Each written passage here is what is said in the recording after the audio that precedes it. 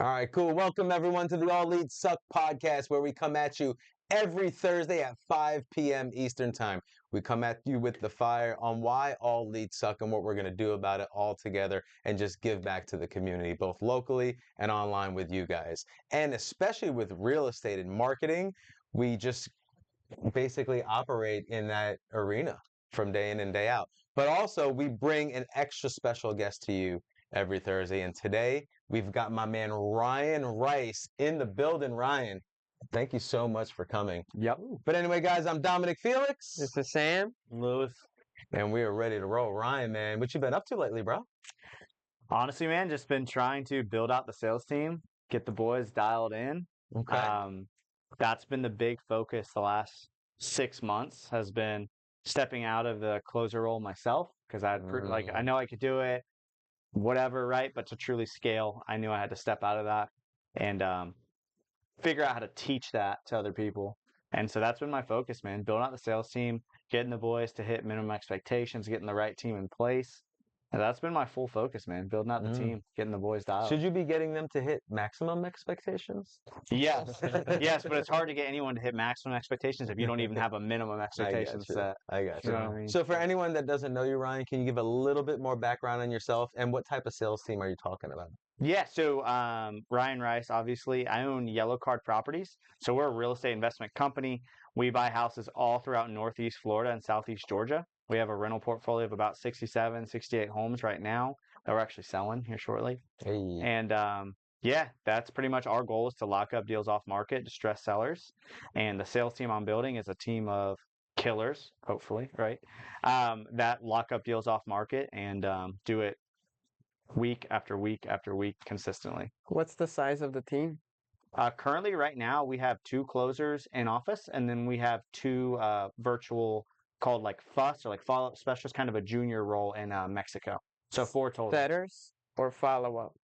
The role is follow-up specialist, meaning they are essentially calling older leads in our system. So they're not cold calling or calling any leads that we haven't spoke to before. So at one point, this seller that they'd be talking to raised their hand and for whatever reason went cold or dead at that point. So they're reviving those old leads, qualifying them, and then live transferring them to a closer. And how about a dispo agent?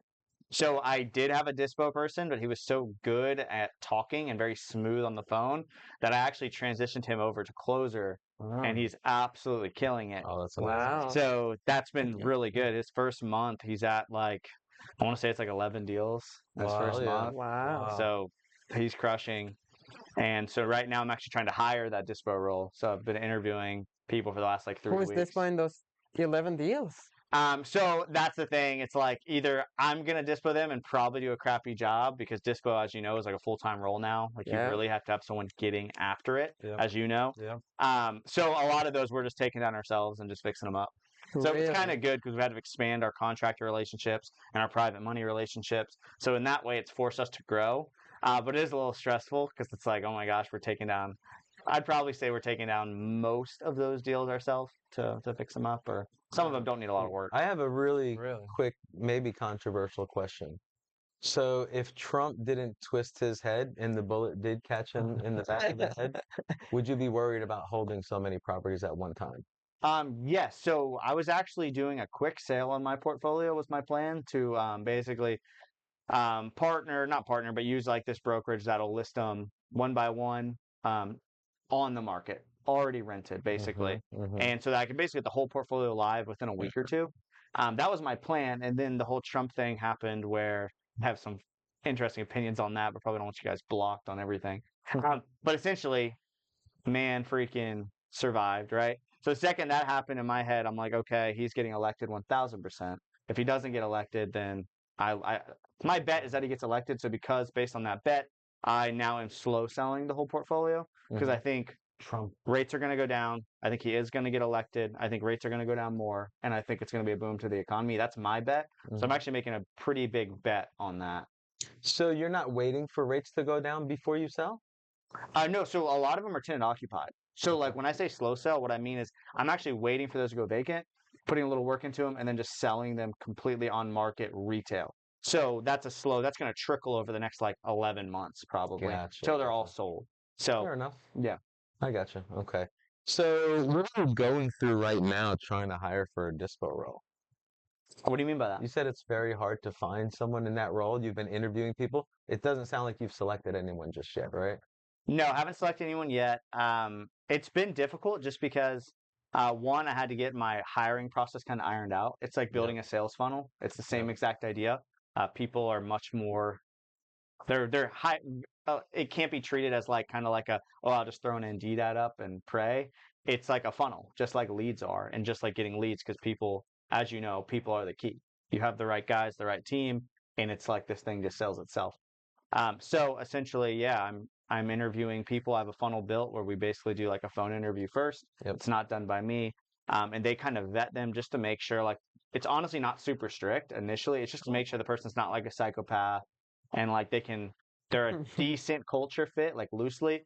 Then Do they breathe oxygen? pretty much. Like, it's like Yep. if you don't pass that first, like, you're probably not the- Breathing test. Yeah, yeah. Breathe for me real quick. Okay, it's real. Okay, psycho killer breath. Yeah, Fog and mirror, you passed the first interview. exactly. And then stage 2, we do like a an online like a Google Meet interview with me and my assistant. She kind of leads it. I'm there just to sense the energy, vibes, look at the guy. If I have any like questions based on his resume or what he said, I'll kind of come in. And then if he passes that, we do the in-person final. And then if they pass the in-person, then I will go on I take them on a dinner date basically with me and my wife and them and their spouse. And that's like the final boss, is like if they're not married to someone or dating someone who's like a cool person who like doesn't suck, then I won't hire them. That's kind of the last little final. Who pays for dinner? Me. Out of respect for them, because they have showed up. Because if they've gotten to this step, they've showed up on time every time, planned ahead, not been retarded, if you want to use it. And they breathe and they answer good questions. So they've at least showed the respect along the way. So yeah, okay. Have you ever had anyone, sorry, to try to challenge you and just won't take no for an answer on grabbing that check? No, but if they did, I would just probably not hire them, because then they don't understand they don't understand the hierarchy of the room, and it's a respect thing. It's like if you're at your at dinner with your wife and it's her birthday dinner and her friends are there and their husbands are there, and like one of the husbands tries to pay for the dinner for your wife. Right. It's weird. It's Yeah. like, dude, that's like my thing. Like, it's kind of like a hierarchy. So it of hasn't respect. happened yet. No, it has not happened. Gotcha. And if it did, I would just be like, I would of course be like, no, I'm going to pay. But if you press from there, I'm judging him completely and just like, all right, he doesn't read a room right. Like, he's probably not a good hire. So do you look for real estate professionals when you're doing this, like agents No. or? No, I don't want anyone in real estate. It's a red Really? flag for me. I don't want anyone in real estate or anyone who wants to be an investor. Bottom line, there's a lot of fanboy investors. Yeah. So there's a lot of people that like get excited about real estate and they want to be an investor, and it just goes that far. And it's been that far for the last 9 years of their life, most likely. Where, man, I want to be they become a realtor, and then they're a lackluster realtor and they're trying to be an investor. And I think a lot of people do that and they don't like actually go all in. They're scared of failure, which is normal. Like, most people, like when you start a business, are scared. So I don't want to be someone's jumping block to become like a successful real estate investor. I want Right. people bought in who want a career, who want to be with me and are bought into the vision for the next 5-10 years. Right. And oftentimes those are not people who are bitten by the real estate bug. I'd rather have someone come to me from a complete corporate background where they've never had like a great culture, and then come work for me and be like, oh my gosh, this is awesome. Right. And then the real estate bug bites them. And then by the time it bites them, they can actually just buy in on our portfolio and the things we're buying. And now like we're in, right? Whereas if they come in with the like presupposition that like their goal is to learn a lot and bail, for one, we have opposite visions. It's not fair to them because I'm going to let them go very quickly because I can read the room. And it's not fair to me too, because I want someone bought in trying to grow my vision Right. and be a part of that. Right. So when we hire, I post my vivid vision and all the ads, and I say, hey, if you don't see yourself in this vision, just don't apply. Make it pretty simple. And I make sure when we interview them that they've read it, and I'm asked their thoughts on it to make sure they've read it. That's Gotcha. interesting. What's the most unique part of that process? Do you do anything not quirky, but do you ask them like to send videos explaining why they qualify for the role? Anything unique that's different than other processes? I think the most unique thing we do is in that second interview where we first get kind of the virtual face-to-face, is at the end of that interview, we do a little core value exercise. I'm big on core values. I used to think they were corny, but now like I hire and fire based on them. My whole culture is like, dude, if someone's not a core value fit, and it pops its head, it's pretty much like you're out very quickly. And so it means a lot to me. So we do a core value exercise where essentially at the end of the interview, and I set the expectation early. I always set expectations for what the interview is going to be, how it's going to end, and it's going to end with us playing the little exercise. And essentially, I asked them to name 3 people that they admire, and they look up to a lot.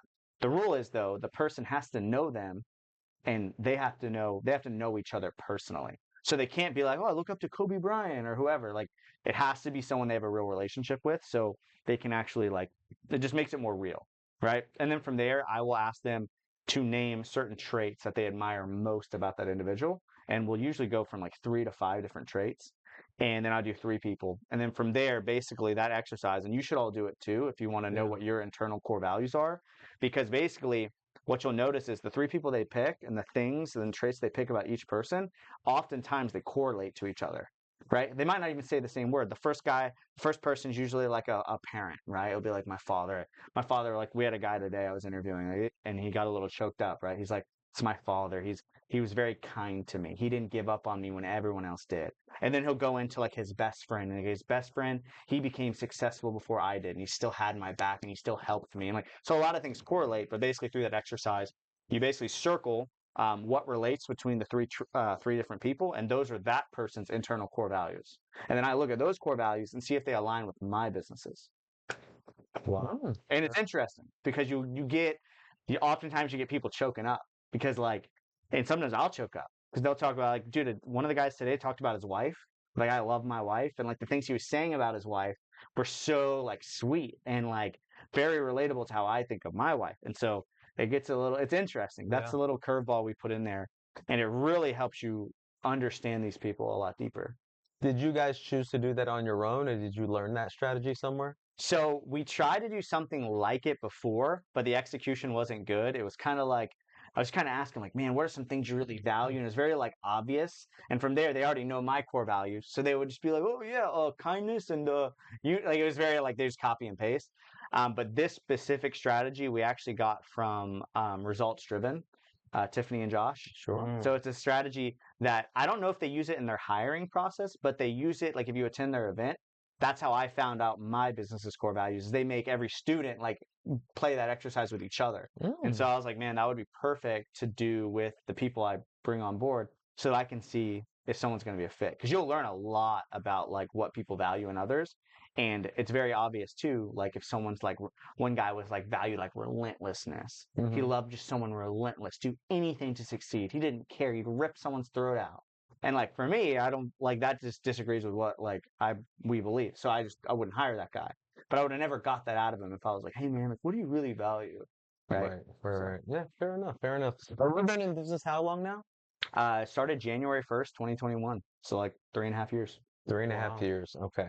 So you've been through a lot. You've been through a good amount of deals, good amount of leads, building a team. So you're learning a ton, and learning a ton. I mean, you're perceived as a leader, especially a local leader in the industry. A lot of people know you, and a lot of people know Ryan Rice. I appreciate that. So let me ask you this. Why do you think it's perceived that all leads suck? I don't know what that means. What do you mean? Break it down. You don't know what means, like that all leads suck? Yeah, I don't really understand. So do you think that most people that get into wholesaling make it, or most people fail? Most people fail. 100%. Most people fail. And they fail because they think the lead generation sucks. I don't know. I mean, you've probably talked to a lot of up and coming wholesalers more than me, so you probably have a way more accurate read. Okay. Let me ask it in a different way. Okay. All right. So you're a business owner, you're successful, you're probably very optimistic, and you're probably going to work every lead like it's the last lead you had. And that's probably why you have as much success as you have. Yeah. So on the other end of the spectrum, you have someone that is excited about wholesaling because they see it on social media. They think it's an easy $10,000 They do a direct mail They campaign. get into it. They can't figure it out. Yep. And it's their perception that leads might suck. For sure. I see that, yes. I can't convey it. The script doesn't work, whatever the case. What would that person think that way? They would think like that because it's their only experience in the business. And instead of blaming themselves for them sucking, which is the answer, right? They suck, right? None of us want to blame ourselves for anything. Okay. So naturally, we're going to blame external circumstances that are out of our control or perceived to be out of our control. Like in that scenario, leads. In reality, that guy sucks, which is fine. I sucked. Like when I started, I would love to have the recordings of my first calls where I'm just like, duh, like, what do, right? Um, So how did you get through it as to where that guy didn't get through it? for me, I've always had a belief in myself that no matter what, I can do it. I'll figure it out. I Okay. always looked at like what got me into it initially was listening to like real estate podcasts, like Bigger Pockets. Right. I'd hear stories on there of people who were very just regular, like nice dudes. Like you always think before you jump into the entrepreneurial space that like business owners are these absolute wizard geniuses that just kind of got lucky and they're this perfect person and they're like this beast and like they would come across like, I don't know, an Olympic gold medalist, right? But then like I'm listening to these podcasts and like the dude, like everyone's just so regular. Like, and I'm perceiving them as like not like negatively. Like these guys are obviously great and they're crushing it, but like no better than me. They're just like you in Right. 6 months. Yeah. You in 12 months. Like, or why whatever can't it be me? Right? I always thought like, oh, if he can do it, like even if I somehow have some limitation where I can't do it to the effectiveness of him, half as good as him is still better than where I'm at now. You know, it's funny. The answer that you gave, we literally had the same exact answer, just said in a different way last week. Do you guys remember that from Mike McKay? Yeah. Yep. He goes, it's not the leads that suck, it's the person that sucks. Yeah. 100%. Yeah, so you said it in like 7 sentences, and he said it in like 1. Yeah. Yeah, 100%. But what you're talking, and I know I have my leg up. I apologize. But what you're talking about is something that I struggled with for a long time. So I'm going to tell a story. This might take 30 to 60 seconds, so bear with me. So for a long time, all right. So let's rewind maybe about 20 years ago. Yep. Damn, you're I- gonna go that far. I'm old. So I started, well, all right, so I wanted to become a firefighter, and if I was going to become a firefighter, I was switching from a sales job to working as a firefighter, and I was going to take half a salary pay cut. Okay. I was making $70,000 in sales, Yep. and I was going to get cut down to about 30, because Jacksonville firefighters were getting paid $30,000 a year to start at that time. It's probably different now. In order to make up the difference, I had to do something, so I started a lawn maintenance company. Mm-hmm. All right. So in about 7 weeks, I made enough money to cover my entire salary that I was making in my sales job, cutting grass. So that business evolved into a mortgage field services company. A mortgage field services company is a company that maintains foreclosed homes for banks. So if you ever go in and out of some of these disheveled homes and they have blue tape and things are winterized or whatever, my company was a company that did stuff like that. Oh, very cool. Yep. So that company evolved to a regional company that aspired to be a national company. And the thing is, we were a company that did really well in a bad economy because we started in May of 2007. Oh, So we were on the other side of the spectrum maintaining foreclosures when foreclosures were booming. And I kind of just fell into it. I wasn't this brilliant guy that Yep. said, I'm going to target this industry because of a poor economy. It just kind of evolved and happened that way. So we were doing $5 million a year for our 2 best years, netting about 30%, right? And we would go to these industry conferences. It was NAMFS, National Association for Mortgage Field Services. And in these conferences, since we were like one of the bigger regional companies, we would be closer to the national companies that we got business from. So we'd go to dinners and meetings and stuff like that. So some of these dinner tables that I would be at would be like huge round tables in nice steak restaurants with about 10 to 15 people. And some of my competition that were talking to my clients, they were just way more educated than I was. Yep. I also don't really follow sports, so I can't really talk sports with people and all that. Yep. And they all were just talking sports with the clients and all of this stuff. And I was kind of an outcast at that table, right? Yep. I was an outcast at that table, but I was blowing away a lot of my competition. Yep. And I couldn't figure out for the life of me how the hell I was sitting in that seat until I read Think and Grow Rich by Napoleon Hill. And it kind of complements what you're talking about. There's a whole chapter on persistence, right? Mm-hmm. And the fact that I showed up every day and I was persistent until I achieved my goals is kind of what taught me the value that I had in business versus my competition. You know, I'm willing to not give up. I'm willing to work a little bit harder if I have to, a little bit earlier, a little bit later, sometimes on weekends. And it's not always like that because sometimes you're doing extremely well. Yeah. You know, you can delegate, right? That's another thing I learned over time is delegation, the power of it. But persistence. Yeah. Persistence is what I learned, what I had And it took me fucking probably well over 20 years to figure that out. Yeah. Yeah. So that kind of credits to what you were just talking about. 100%. Yep. Yeah, without persistence, it's like, because no matter what, like, I think Alex Ramosi talks about it a lot. It's like, before you jump into a business, like, I'm sure before you guys jumped into AI Speakly, like you said, you were like, all right, 10 weeks, man, we'll have this thing live. 2 weeks. 2 weeks. 2 weeks, we're going to have this thing live. It's going to be printing dough. It's going to be hard at some points, but dude, we're going to crush, right? Bro. And then you got into it. And so that's like uneducated optimism, right? Sam loves this, Hey. actually. Yeah. So Yeah. uneducated optimism, then you jump into it, and then you get educated optimism, Yeah. which is like, okay, maybe this could work. And then as you keep doing it, you're like, oh my gosh, this is a grind, and here's the actual mountain of what it is. Yep. And that's with any business. And I think people just get to the stage where they always get to stage one, which is, oh my gosh, we're going to build this thing in 2 weeks. It's going to crush. Everything's good. We're going to start a wholesaling business, and it's going to be great. Then they get into it, and they're like, wait, like, you're telling me I got to like maybe go knock on some doors? And oh my gosh, it's 9 a.m. I got to like wake up and like answer the phones. I can't just like do what I want today. And then it's like, oh, this is way harder than I thought. And then they quit there. Yeah. Right. It's Yeah. the saying of the grass is always greener elsewhere. So people come in and they tell you about their wins and how they're making $10,000 in one rip of a one deal, but they wouldn't tell you that they had to make 10,000 phone calls and hear a bunch of no's and have deals fall apart and title issues come up. Oh, yeah. And then a $30,000 fee that was supposed to be $30,000 turned into a $10,000 fee. Yeah. And now they're like, well, in 1 month I made $10,000.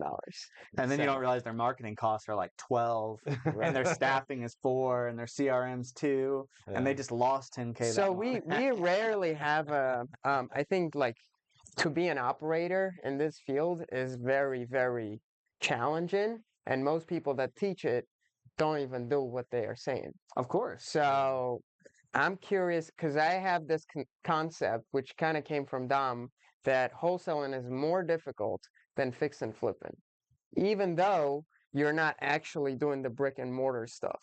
So you do both. You do fix and flips and you do wholesaling. So, and a lot of fix and flippers are trying to get into wholesaling so that they can cut out the fees that they're paying initially and buy their deals deeper.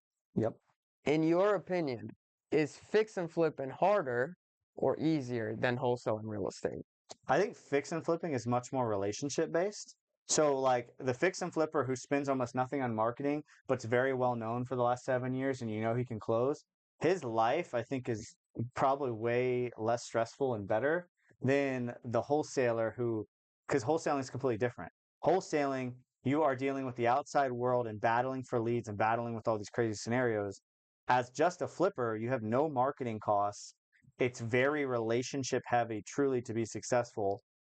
So, I mean, I think flipping for someone who's established is much easier than wholesaling. What if you're not established? What if both of them are newbies, no money, just jumping into the game, and a little bit of construction experience in the past? I think starting out wholesaling is going to be easier than Fix flipping. and flipping. Yeah.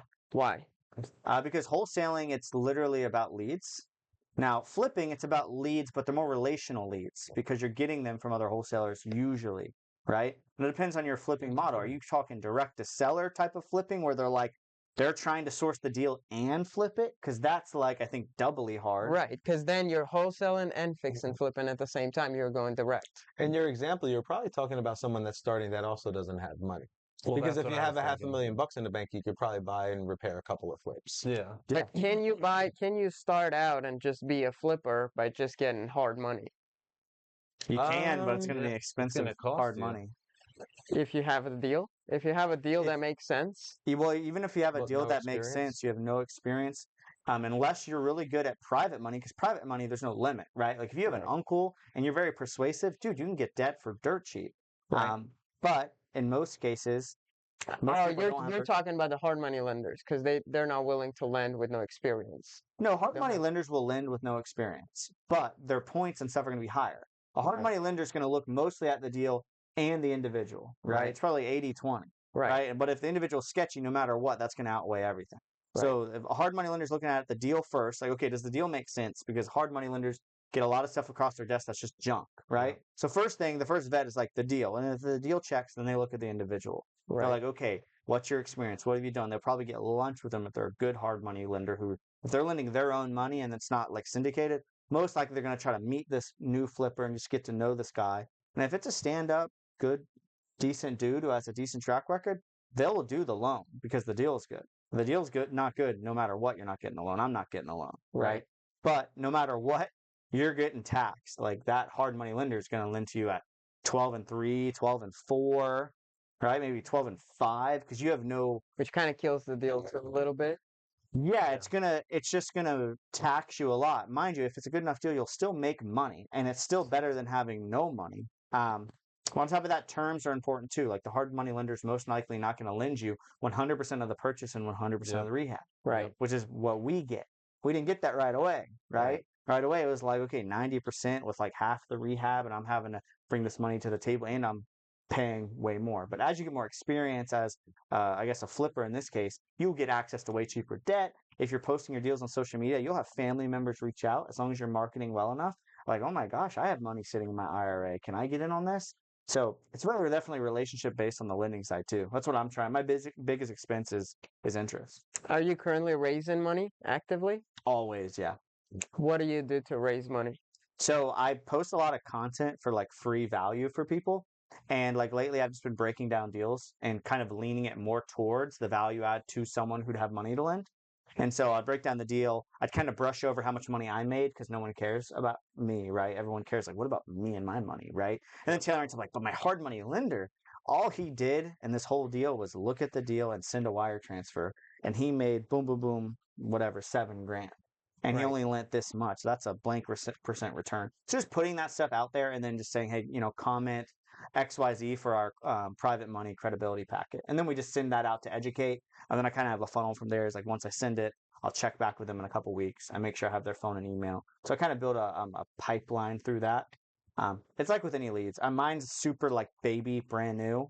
But yeah, my biggest expense Your is private interest. money lenders that you have raised money from, has it mostly been friends and family or people that are in the network that came to the funnel, or maybe people just in town A that lot of it's happen to know you? Yeah, a lot of it's like it's people that like knew me, but I didn't really know them. Like they'd watch my content and they just reached out. A lot of it though, funny enough, is people I've already done a lot of business with who know that like we're straight up, we're honest, we don't lie to people, and we do good business. So a lot of it's been like realtor relations through that who have seen us do deals left and right, and they're like, oh my gosh, like I have 500K sitting, I'd love to get it lent out, and it's like, yeah, perfect. So a lot of it was like people I already knew had no clue that I even needed money for deals. They don't know. Like people not in the business, they don't know unless you tell them. Yep. Yeah. Yep. Then you tell them, and all of a sudden, like when I made my first ever story, because I just put a whole bunch of free content out, and then I finally made a story probably a month and a half, 2 months ago, where it was like, hey, we have a couple of deals closing. We need about X amount of money, and hard money lending or private money. If you have money sitting, let me know. Bro, I had like 10 people hit me up. One person who's an agent who's like super high level lady I work with in Georgia called me right away and was like, oh my gosh, like I have money sitting. I'd love to work with you. And it's like, okay. Damn. And so like my portfolio that I'm having to slowly sell where like the tenant gets out, we fix it up and all that stuff, all that construction money to fix it up, she's funding it. Wow. So I don't have to bring any of that money to the table. And then she's just cool with getting paid back on the HUD. And so like, How much have you raised if you're comfortable sharing that? like that's actually been put into deals. It's I probably have access to around like $1 million right now. And it's all been through basically the power of social media and the network. Yeah, just social media. But you have to understand, it's not the social media is just the voice that gets it out there. Right. What means more than anything is like credibility and like being well known as someone who's like not sketchy. Of Because course. like, there's people who can say a lot of stuff about me, but like I've never screwed anyone ever, and I don't lie to anyone ever, and it's kind of got me in trouble of how honest I am with certain people. But that's at least known that like, dude, I will never lie to anyone.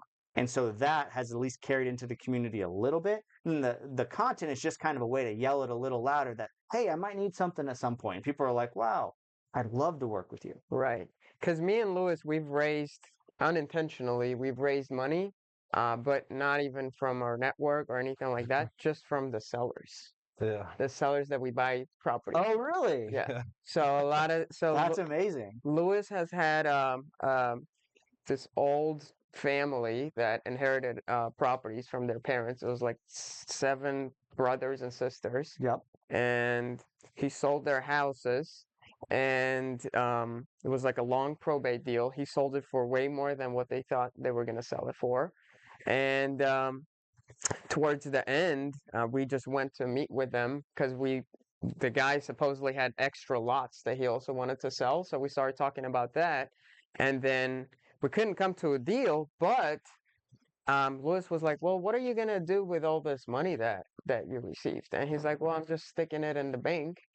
And it was like a golden layup. So we've raised close to $500,000 from just Oh. one That's family that just sold the property. Yeah. And we didn't Amazing. intend to raise money at the time. We didn't. It was just like And that's the cool thing that people have told me about private money, because I've only been in the game as far as private money like a couple months now since I made that story. What everyone's told me, it's like it starts off like that.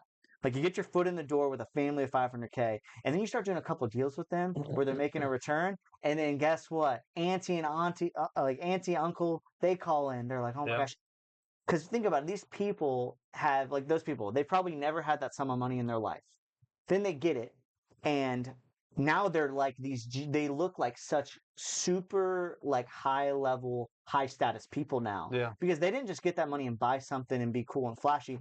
No. They're high level investors now. Yep. So at the family barbecue, it's like, oh, what'd you do with all that money, sis? Oh, well, I lent it. I'm actually a professional lender on some real estate transactions. Ooh, do you give them a certificate? Yeah. Now you're a Yeah, lender? exactly. Now I'm making, $3,000 a month for doing Yeah. nothing. They're like, oh my gosh. Yeah.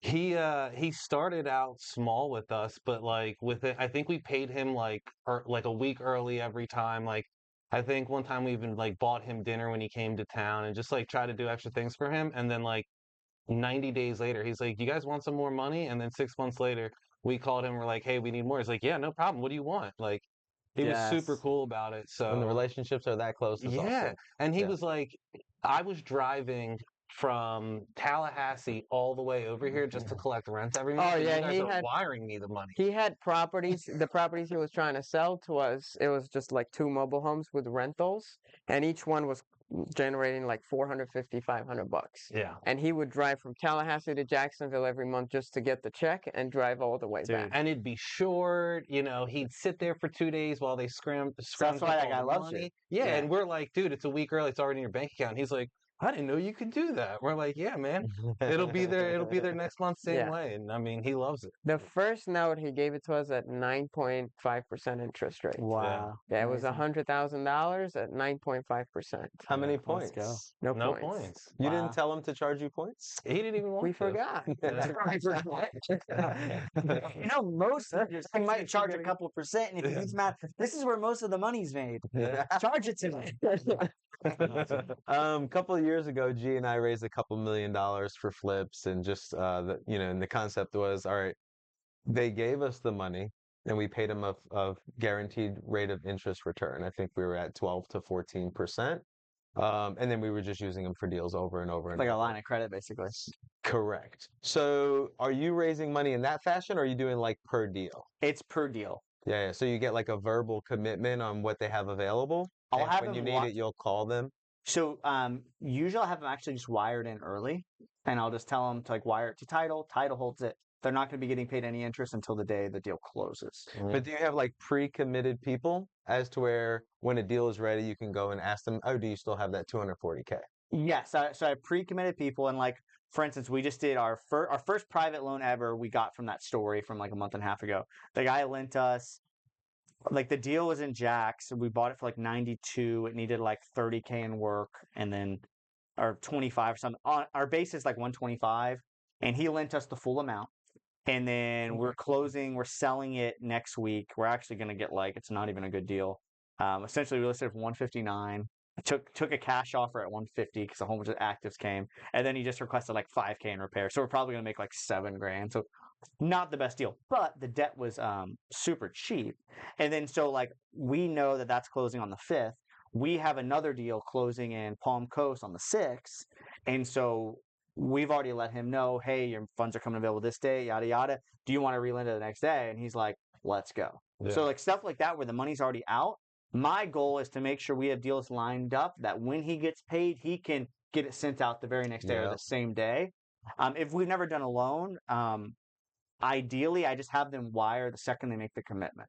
Like, hey, I can lend this much. Okay, well, let's have you wire that in just so I know it's done. So in my head, because with private money people, they've never done it before, and I can't deal with people getting cold feet Right. or like wasting my time in the future. Like, we're gonna do good business and be honest. How many with you. times did that happen? What hasn't happened yet?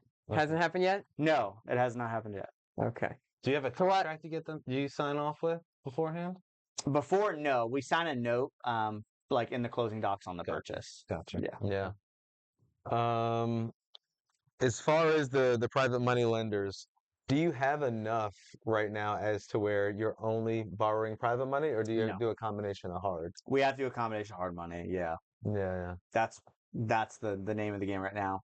Like I said, biggest expense is interest. So the goal is to keep raising private money to where it's like right now it's like a very small portion of what we buy can be purchased with our private money people. Like probably like right now, probably about a quarter. And mind you, they're all in separate little markets. So some of those private money people might not want to lend in Georgia, right? And the Georgia person might not want to lend. So it's very kind of sporadic and not as like dialed in as I'd want it to be. But yeah, most of it is still hard money. But we do get good hard money terms that I won't say on here. But we get super solid terms that are very competitive. So it's not like horrible to get to borrow it. How many projects are you guys doing a month right now? Well, if you include the portfolio, it kind of skews the numbers because we're trying to like sell off all that. But as far as like new projects, I mean, this month close to 15, or for July close to 15, because like I said, we don't have our dispo guy, so we're kind of. Wow. Do you have a full-time crew of contractors? So they're not like employed by me; they're like subbed, like they're their own companies. But yeah, we manage the contractors. My operations guy, Ian, he manages all the contractors and All the relationships. projects? Yeah, for the Georgia stuff, because that's like 3 hours away, Mhm. we basically worked out a partnership with my realtor up there, who is an absolute beast, by the way. She's the one who's like lending money on the flips too. We basically worked with her to build a good contractor relationship. And so it's kind of on her to project manage it, and that's built into her listing fee.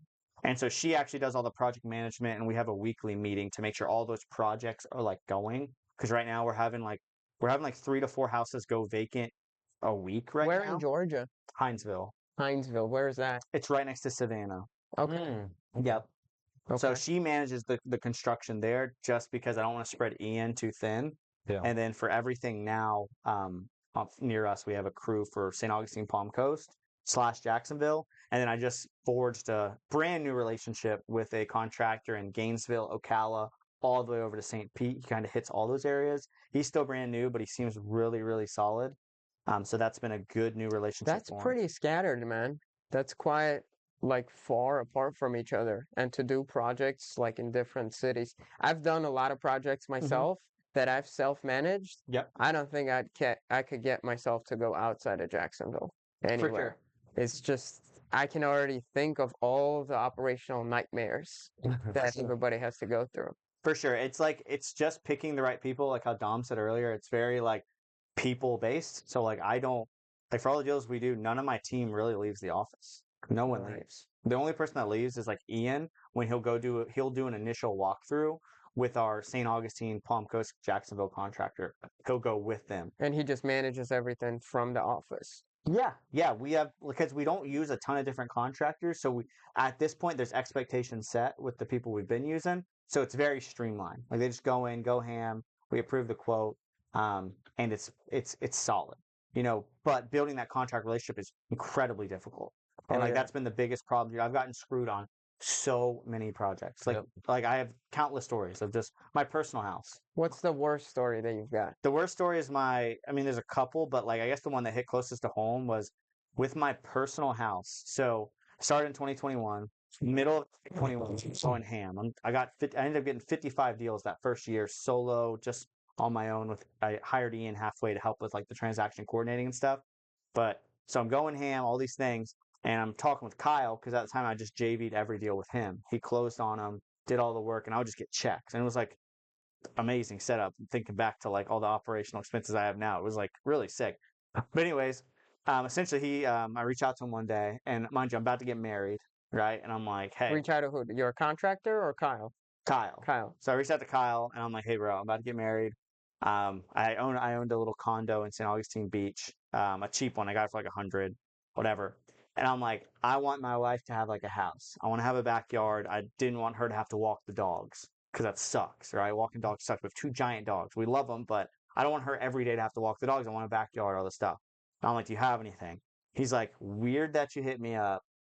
Literally today, I just closed on a house in this neighborhood. It's a really solid neighborhood, and he sends it to me, and it's a really good neighborhood. It's called St. Augustine South. It's like its own non-HOA, got multiple boat ramps, just solid neighborhood. I grew up in the same exact zip code, and so I'm like, that's solid. He sends me the deal, and I'm like, how much? He was like 205, and it was funny because like comps in the neighborhood are tricky. Like at the time, ARV on it was like 380. He didn't know that. I didn't really know it either because I was brand new. But anyways, I bought it from him. He funded the whole purchase and funded the construction. Mm-hmm. And I was like, let's go. And then prior to buying that, I met with a contractor I found on the Yellowbird page, and the nightmare of my life. And mind you, I'm running a brand new business. You want a name drop or not? Um, You don't have to. I'll drop his first name. His name's John, Okay. and he's an absolute menace to society. But I wish the best on him. I hope he's okay. But just know, But beware. I'll never forget. But anyways, so meet with him. I'm excited. I've never really done a flip before, and like this is my guy. He's my contractor. Everything's good. I get the money and debt, everything financed in, and mind you, I'm about to get married. About to get married. I have a lot of pressure. Brand new business. I still really don't have proof of concept in my head. Still like this brand new business person. There's a lot of anxiety and fears. Mm-hmm. And anyways, so I close on the house, dude. Right away, the project was supposed to take 2 months. Long story short, the dude took like 8 months. Still to this day, my house is not like solid. He lied, stole money, was just a menace to society, and like took advantage of me at every angle. And I just remember having so many sleepless nights because I went over the loan. How long Time ago was frame. this again? 2021. 2021. Okay. Did he take advantage of a lot of people? A lot of people talked about him in the Yellowbird group. I don't know, but I know he was friends with Gary. I don't think they're friends anymore. Oh, I know exactly who you're talking about. Yeah, I feel Okay. bad. I was hoping Gary was going to be here because the only interaction I've ever had with Gary was like while I was going through that nightmare with this dude. Yeah. All I knew was Gary and him were friends, and so I spoke at Yellowbird and I was kind of feeling myself. Dude, historically, that dude was a good dude, and drugs got involved. And that's Gotcha. the problem. Gotcha. Well, that sucks Yep. because I talked to Gary the first time I ever met Gary, and it was like while that was going on, and I was like, "You're friends with that guy?" And he was like, "Oh yeah," and I'm like, and I was such a douche to Gary, so I was hoping he would be here so I could be like, "Sorry about that." Like I get it. I was trying to figure out if it was the same guy that took advantage of G and I because someone that we fronted 17K for repairs. Oh, that guy screwed me too. I know who you're talking about. Yeah. That was a less Oh, painful story. nice. Yeah, same guy got me. But anyways, that was a nightmare of my life. I was this. It's if you know hard money, there was a So six. he finished that project? It was like eventually he like halfway finished, and it was like a night. I basically had to like take over the house like not fully done and the work done horribly. Well, And mind you, the loan's only 6 months long. Right. So we're 8 months in, and like I have never done this before. I didn't realize that like Kyle can't really foreclose on a personal residence, and it would be a nightmare for him. I thought the dude could press a button and foreclose on my personal home that me and my wife are about to move into. So like do my whole like it was crazy. It was actually really good for me. I'm glad it happened because it just got me prepared for the freaking business world. Now like I feel like bro, I feel like I could just battle any storm going What through did you do? You just extended the loan with Kyle? No, Kyle was cool. Like he just didn't foreclose on me, and we got it done. And yeah, no, Kyle was solid and just still an amazing guy. And yeah, eventually got in there and moved in. But like that was the worst story just because it was so close to home. And I have my wife who never done like I've never done anything like this before. So this is all new for her. She's living in her happy, cozy little apartment. She's about to come move in with me in my condo, and then at the same time, 2 months later, supposedly move into this freaking place. And so she was like doubtful of the whole thing, not doubtful of me, but just like didn't like the guy. The house was poorly done, so it was just a big battle. But either way, Do you still live there up to this day? yeah, still live there. Yeah, so I've made a lot of upgrades now. Did you fix everything that was wrong? Yeah, everything's good now. The only thing that's annoying is like the way he laid the floor. Is like when you lay floor, you're supposed to start like one part of the house and just go Yeah. because it's LVP. He like started at 2 points of the house. Oh, So there's a so there's a unusual. specific meeting point where like it's like this, bro. I It is get like it. it just in this lip, I feel it. Every day I walk over and I just think, Oh my and it God. makes this It annoying reminds little you of click. him every day. Reminds us, it's a little click, but I like it because it kind of reminds I me was like just gonna say. just whatever, dude. Stay Don't trust humble. contractors. No, it just reminds you of like the struggle. Like it just reminds you, like, dude, like don't pretend your crap don't stink. Like this The- floor is the a journey. reminder. So that was 2020 or 2021? 21. 2021. 2021. So that was a crazy market. So a lot of deals happening, mostly cash deals, right? Yeah. What do you mean? Like most of the deals that you were doing, all just cash wholesale deals. that you There were just selling. JVs, joint ventures. So JVs. Kyle would buy. I would get him under contract. I'd spend the money on marketing. I'd lock up the deal, and then Ian would be the transaction coordinating part, and then Kyle would come in, buy it in his LLC's Renovate name, it. renovate, sell it, and then cut me a check out of the proceeds when it's sold. Got it. So in 2022, the rates started going up.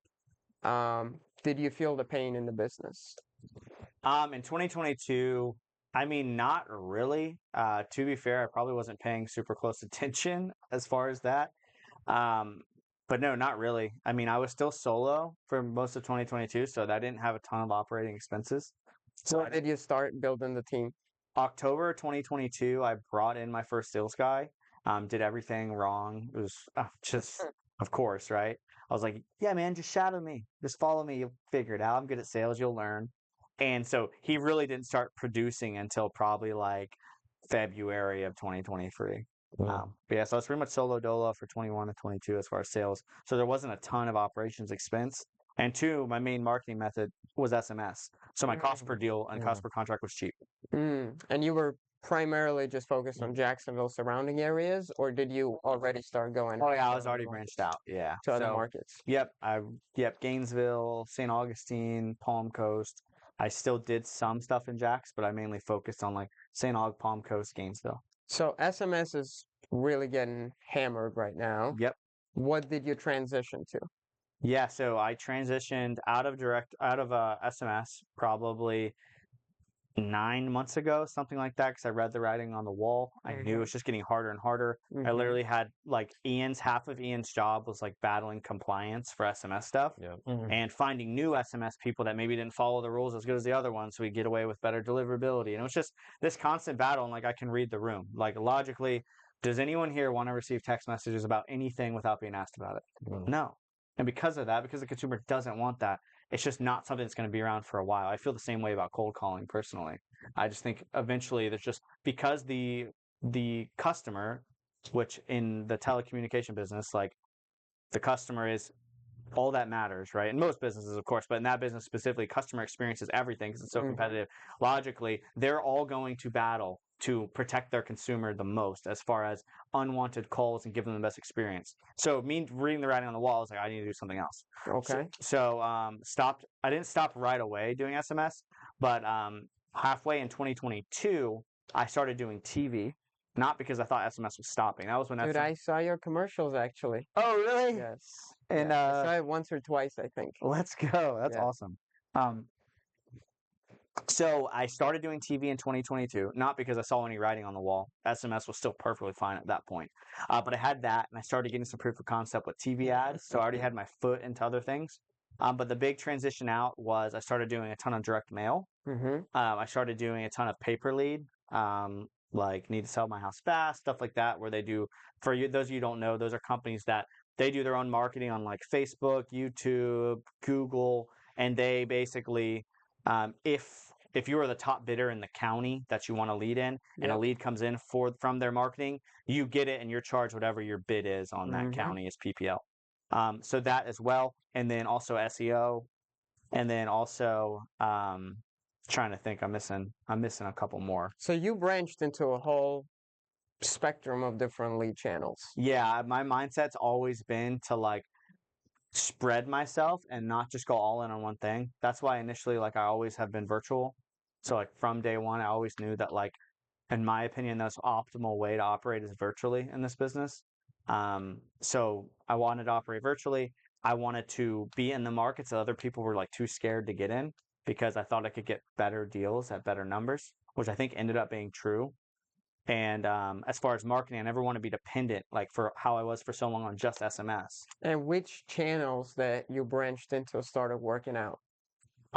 So that's the thing too with marketing. Everyone wants like the secret thing. Yeah. They all work.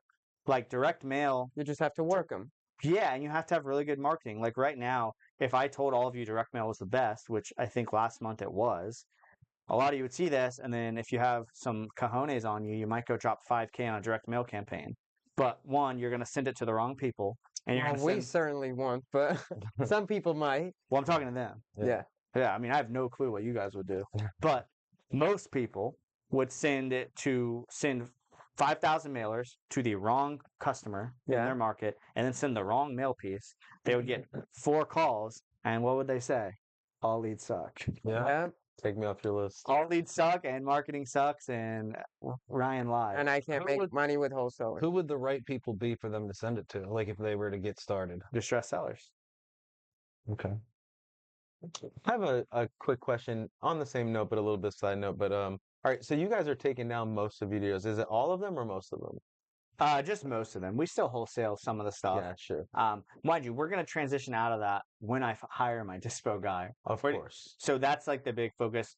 I do have a lot of like already vetted good buyers. Mhm. So like especially like Gainesville, not Ocala, but Gainesville and sort of Ocala, but definitely Gainesville. So anything I get in that market is like an easy wholesale for me. That I don't really want to take down unless it's like an easy cosmetic deal. Yep.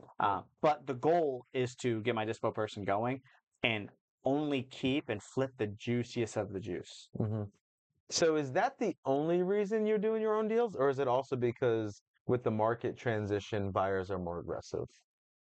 Sorry, say that again. Well, because so essentially coming out Like of the 20, end buyers, right? The end Yeah. buyers want to pay less. right, the flippers. Got you. No, that's not really it. And I could be biased, but as the market shifted and buyers became more picky, it's the same time I developed a disposition person and got him rolling. So as people got more picky, my dispo got a lot better.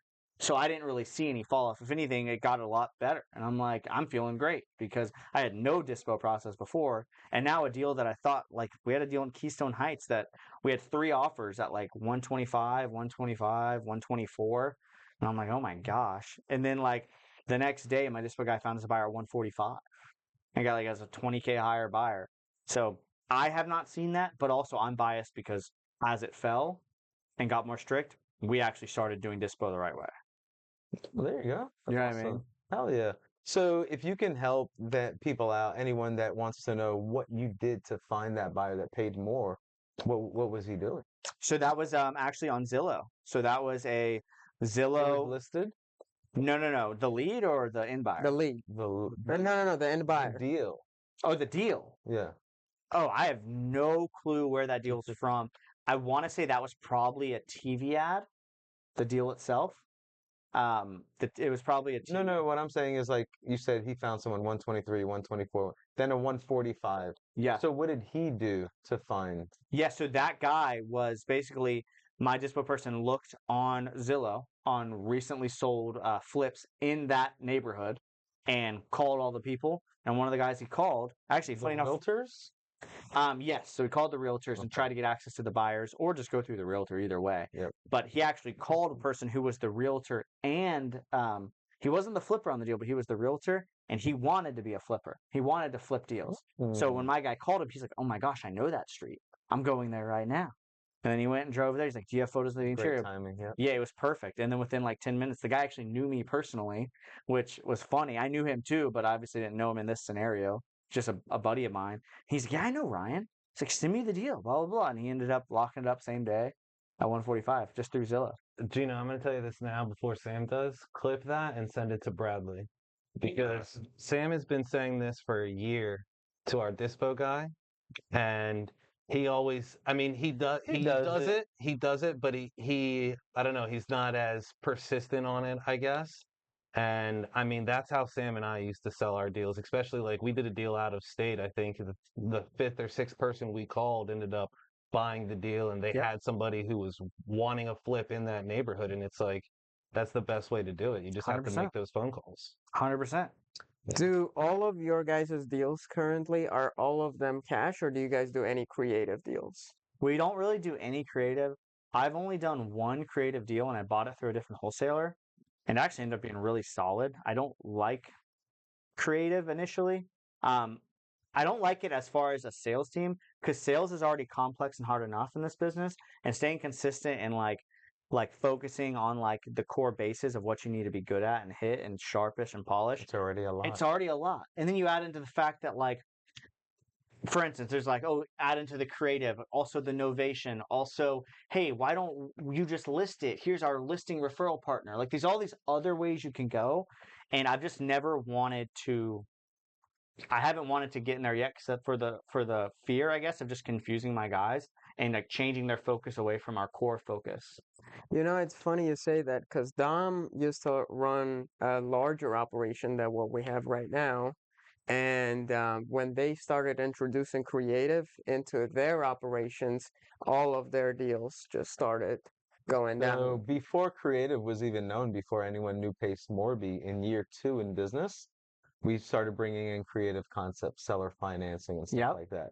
And it kind of messed us up for like 3 months. Do you think it confused your guys? It confused them. Like, do I focus creative here? Because now they're having to think like business owners, right?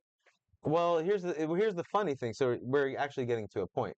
So it ruined us for 3 months, and we had to completely wipe it out and go straight back to cash. And then we got back on board, and we did extremely well. We did fine for several years. In this market, though, I mean, Sam is doing a shit ton of. Sam does most of the sales here. Yeah. Lewis and I jump in a little bit as needed, but like we had an acquisitions manager and he was getting cash deals and a lot of deals he wasn't getting, but when Sam jumped into it, Sam was getting like 5 times the deals by implementing creative. That's Yeah. amazing. But I do think it's a very unique skill set and your mind has to be able to work in all of those different directions. Yes, you have to have Yeah. someone like who's very talented and also kind of business minded and also can pivot and knows when to push creative and when it's just a Yes. juicy cash deal. And Correct. to get that out of like a team member, someone on a team, it's not impossible, right? Of But course. it's just so hard, and I think that makes scaling hard. But if you have the unicorn, I mean, that's like the dream. Right, Yeah. right. So, do you think you're leaving money on the table by not doing creative? And then I have actually maybe one previous question. What are you going to do with the lead that has no equity? Yeah. So, question one was, do I think I'm leaving money on the table? I mean, I could be potentially, but at the same time, I could also be risking losing a lot of money, like you said, by getting my Right. team distracted. Like, I just see every day how hard it is for salespeople, even very good salespeople, to stay on track with normal sales concepts and keeping all those blades sharpened. We do sales training every day. Yep. We do sales training every day for an hour, includes education, role play every single day, and they have their own sales pod where they dive into it deeper with a separate coach.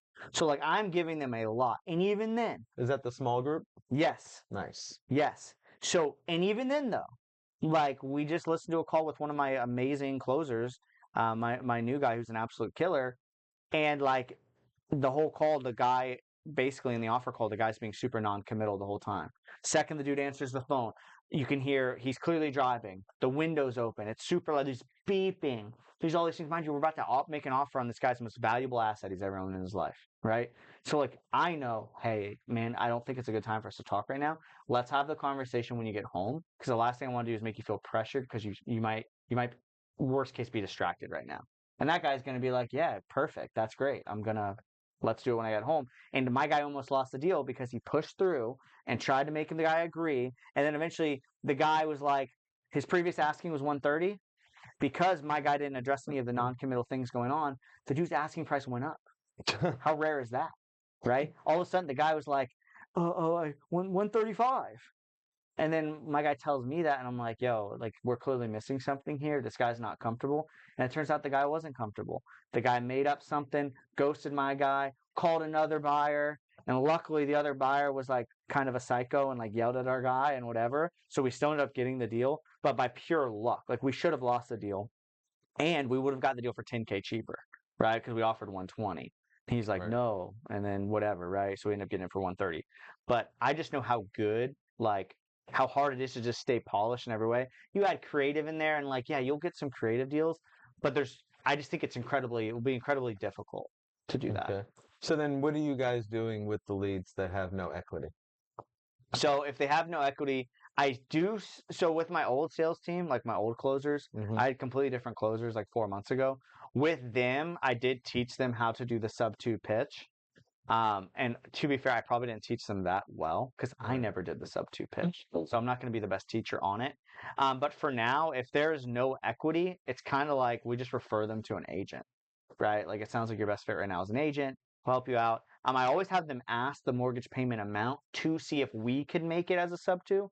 Like I'm not necessarily in a position where I want to wholesale any sub 2s. I would want to keep them if they're in the market where I buy rentals. So they do ask, and we do kind of sniff around that area. But if the numbers aren't good, then I don't have them pitch it, and I just have them pitch an agent referral and try to just help them. Why got wouldn't you want to wholesale the sub twos? Just because now it's making it more complex for my dispo guy, and I don't even have a dispo guy. Got it. You know what I mean? That makes sense. Things would probably be different if I had like super stabilized closers who had been here for a while, who like I know are like good to go. Yeah. Then it's like, okay, I'll add another tool to your tool belt, right? Which is what I tried to do before, and it seems like it kind of confused them a little bit, like what happened with you. Yeah. The dispo, I don't even have a dispo, so I'm trying to teach a guy what dispo even is, and then I'm like, by the way, there's sub 2, so you can actually get this blah blah blah, whatever the fee is called. It's what's the fee? An entry fee. Entry fee. Yeah. Get the entry fee for this. So I bought in one sub 2, and it had great cash flow. I still own it.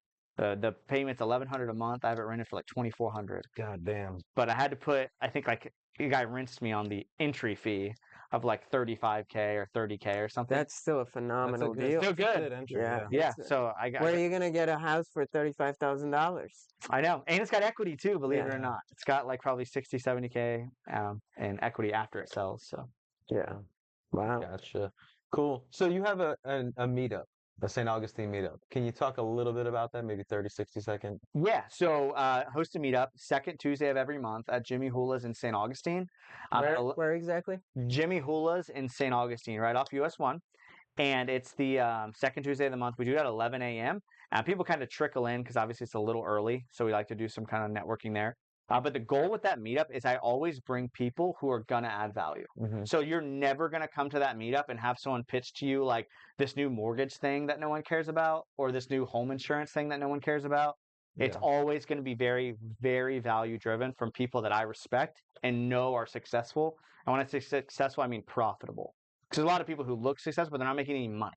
So if you're not making any money, no offense, I would rather have you come to my meetup and talk about all the things you did wrong than come and like try to preach to people about how cool you are when you're not profitable. So I'm bringing people that I know are profitable, who are absolute beasts and are trying to just add value to people.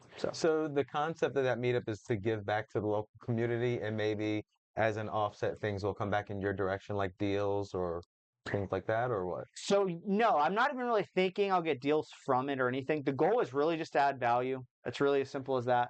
And to be seen as like, dude, I'm here just to add value and with nothing in return. And I think just based on that mindset, which truly is, it'll probably it's already ended up being great. Like just from what I've learned from my meetup, like we had a guy come and talk about profit first, J Park City and Beach, owner of that, come in, talk about the profit first concept and like blew my mind. And now I hired a fractional CFO to help me with profit first and all these things. So it's mainly a selfish thing for me to be able to meet really cool people in the community and learn a lot. And I know if I'm learning and I'm taking notes, I know everyone else is going to be learning and taking notes. Yeah. What happens when it just gets too many attendees and you can't fit in Jimmy Hula's? I hope that happens. We'd probably move it to more of an event style, like Yellowbird or something like that, where it's more of a brand and event style situation, Yeah. where we maybe have a lineup of speakers. But once again, the goal will always be to add value. I hate meetups where I get there and the speaker's like, yeah, here's this new tax, this not new, they teaching like 1031 exchanges or something. It's like, dude, like Google it. Yeah. Google it. Well, you don't like it when they pitch at the end too and try to sell you something? No, I hate It's that. amazing. I want someone, I like when everyone speaks to my meetup, I always tell them, Like I've had Kurt, the owner of the home inspection business, who's an absolute beast. I didn't tell him, hey, I want you to talk about why your home inspections are so good. I'm like, hey man, what are you passionate about with your Home business? scan, right? Yes. Yeah. I'm like, what are you passionate about with your business? And he's like, I'm really passionate about my systems and my people, and like that's what gets me excited. I'm like, cool. You want to talk about that? He's like, I'd love to talk about that. Yeah. And so the speakers that come, they're not necessarily, if it's a mortgage guy, he's not really talking about mortgages. Like we had Jeff Weller. Jeff Weller talked about how he grew like 120 house portfolio of these cash flowing rentals and like blew all of our minds. He didn't once talk about mortgages. So the goal is to bring people in who are talking about, they're experts, but talking about what they're actually passionate about talking about. Yeah, that's awesome, man. Cool. So if anyone wants to reach out to you, pick your brain, or just get in touch with you somehow, where should they go? DM me on Instagram or message me on Facebook. Okay, and the handles? On Instagram, Ryan Rice with 3 E's at the end. Ryan Ricey. Ryan Rice. Awesome, man.